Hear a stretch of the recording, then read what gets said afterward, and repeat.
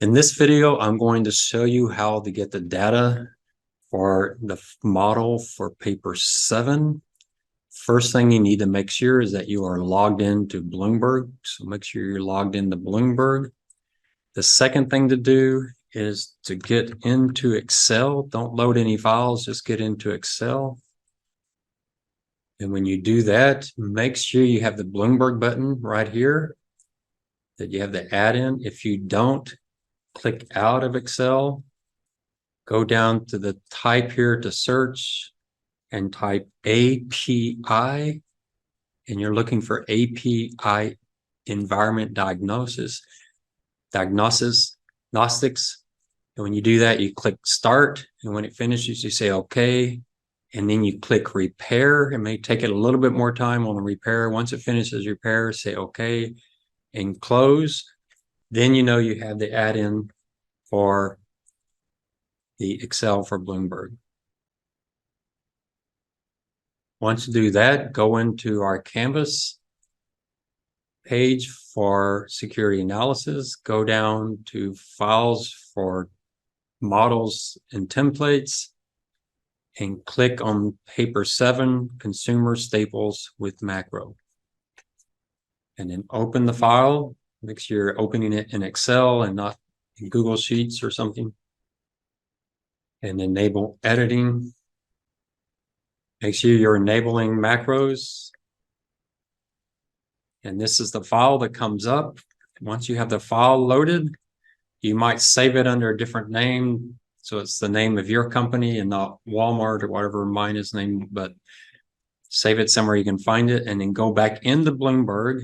And in Bloomberg, up where the blue flashing light is in the top left, type RAY, hit your function 10 key, which is the index key, and then type M as in Mary, E, M as in Mary, B as in boy, and click enter. And here you will have some choices on how you want to organize your stocks. Today, I'm going to do consumer discretionary. So I'm going to sort by GICS sector. I'm going to get rid of the column that says weights. I can get rid of the column that says share, get rid of the column that says price. I'm going to add GICS sub-industry name. You type it there in this second box. Click on it again and hit enter, and it will bring it up. And I want consumer discretionary. So here's all my consumer discretionary. What you want going into Excel is 3 columns: the tickers, company names, and the sub-industry name. You don't have to use sub-industry name. There are other options like industry name, industry group. It somewhat depends on your industry, but get a good list together. And you can actually do multiple groups if you need to. Some like PayPal and MasterCard and Visa, we use 3 or 4 different industries combined. But once I have the companies I want, I'm going to click export and export it to Excel. And so here it is in Excel. So there's my company. If you're not seeing your company, you can just do control, hit the control button and the down arrow. And the only places you're going to have tickers is in the companies you brought in. And so then you can do control shift down, control shift right, hit your control C to copy, and go over to our model and right click in A5 and paste as values. Then go over to D6 and do control shift right. So it highlights all of these, and come over to that very last cell, that little green box in the bottom right, click on that to copy everything down. The next thing you want to do is go to D6 and hit control and your right arrow. And what you'll notice is there's formulas up here in the very top row. What you need to make sure is that you don't have any values or errors in that first row. If you do control shift right to copy that down and copy it down 1, and make sure you don't have errors in the second one. I do have errors in the second one, but I don't in the first one. So what you need is at least 1 clean line through AS. It's okay if you see some values in T, U, V, and W, but you need to make sure So here I have a value in AO, so that second row doesn't work, but my first row does. So if you can get the second row to work, but not the first, then just highlight the first and hit your delete key. Don't delete the row, hit your delete key. So I'm okay. The reason we have to do that is we're going to use a macro to eliminate the NAs. And if you have any errors in this row, it could actually delete that row, and you may not want it to do that because then you lose all your formulas. We're not going to copy this down yet. Instead, we're going to control home and get back to A1, and we're going to hit this button, elim NAs. And it may take it a few seconds, but it's a lot faster. One of my students in my investment class built this macro for us, and it's a really good macro. Now you'll notice it eliminated NAs, but it doesn't eliminate all of them. I still have a few more. You may have to run it 2, maybe even 3 times. So I got rid of a few more. Looks like it got rid of all of them. I think they're all gone. You can hit it one more time. You just want to be absolutely sure. And once you get rid of your NAs, you just go to A6, do Control right, and come over a couple more rows and go to AC5, Control Shift right, and then you want to copy those formulas all the way down. So now you have all of your data. Once you have all of that set up, we're now ready to start running to see what Solver can do for us. So I'm going to click on Data, and I have Solver there. If you don't have Solver, remember you do File, Options, Add-ins, Excel add-ins, hit Go, and just make sure the Solver is hit. I have Solver, so I'm going to click on Solver. Solver is saying we want to maximize correlation by changing these weights. I'm going to add a few constraints here. I want my turnover to be at least greater than or equal to 10%. I want my margins to be at least greater than equal to 30%. I want my return on capital to be greater than or equal to 10%. There's several factors in there, but I want the sum of them to be greater than these numbers. And I want my risk to be greater than or equal to 10%. And you can double check to make sure you got them all greater or to equal. It should go rows 2, 3, 4, and back up to 2, 2, 3, 4, 2. You remember one reason I go back up to 2, it's just in case you eliminate a row. My constraints are above row 4, so I don't have to worry about it eliminating that by accident. So I've got everything set up. I'm going to click Solve. So our correlation is 0.71. I'm now going to take that and copy it and put it under values in A1. Make sure in A1. So now I've got all of my data here, but I want these to be values. So I'm going to highlight D5 through AB, Control Shift all the way down.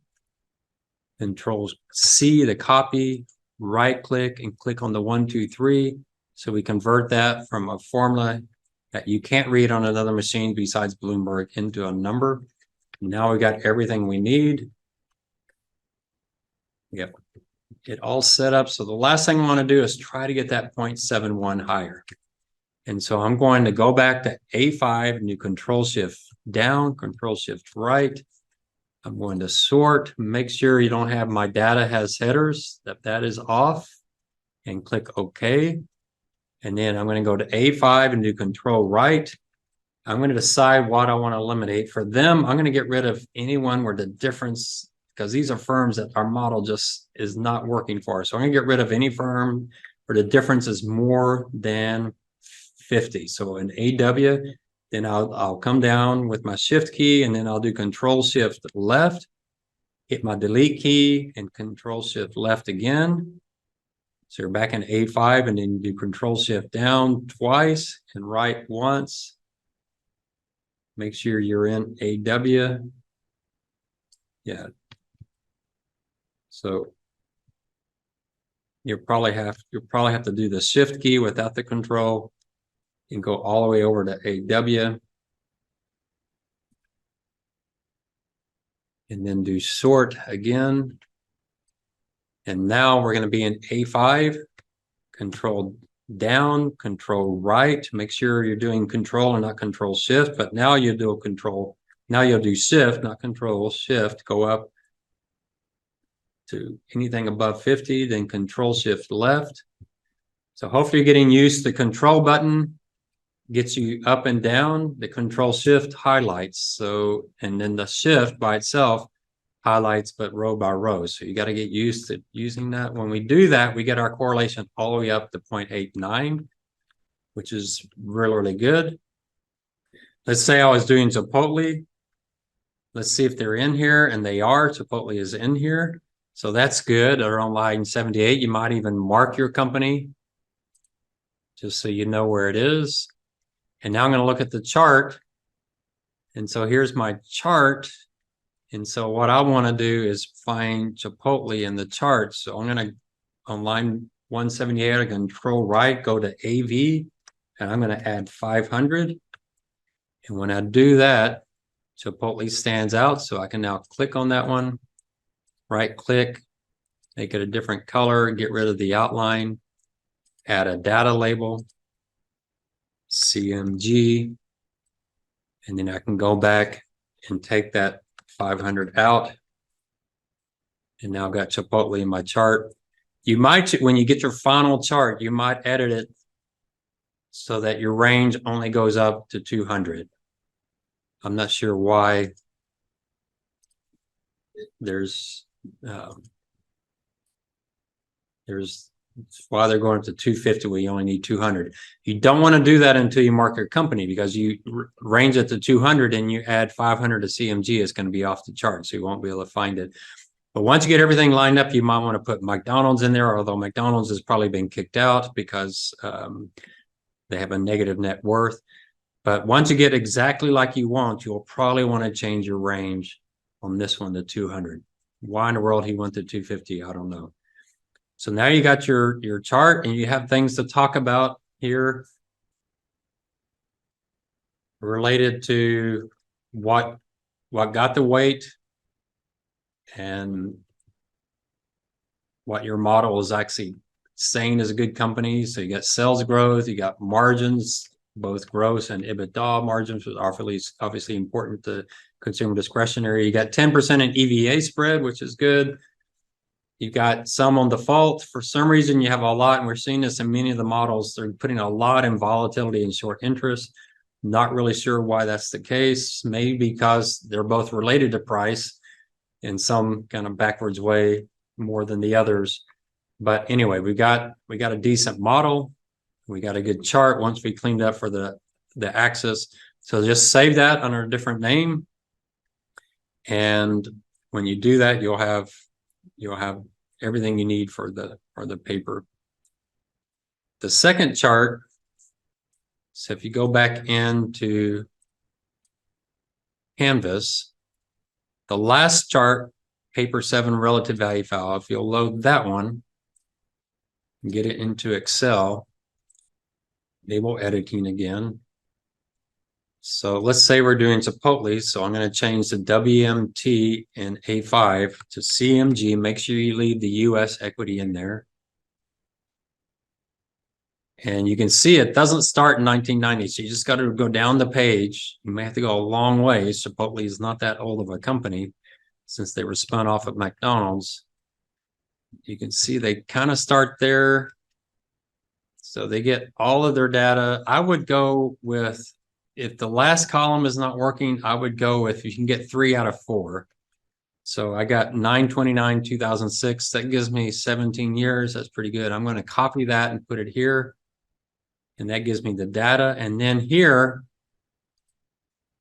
in G5, I want to do consumer discretionary. So that's S5. If you're not sure, it brings the title over here. So you'll see it. And so once you have that, you just click on it, the entire sheet, do Control C, come over here on paste values, right click and click it as values. And that looks good. And then on the output, the next page, what I would do on the output, one thing you'll notice in the output, if you do control down, it goes way down to nowhere. So if I were you, I'd go to A7 and just keep paging down or do the slider down. You can kind of tell where 2023 is. Once you get to the bottom, click on that. Right here, I'm in 4471, but your company will be different. I would do Control Shift down and just Control Shift right a bunch of times and just hit delete to get rid of all those empty formulas. That way you'll be able to get around the spreadsheet a lot more easily. So save that as a file name that you can get to, and you should have everything you need for paper 7, except for that one last file I showed you in class. So hopefully that helps.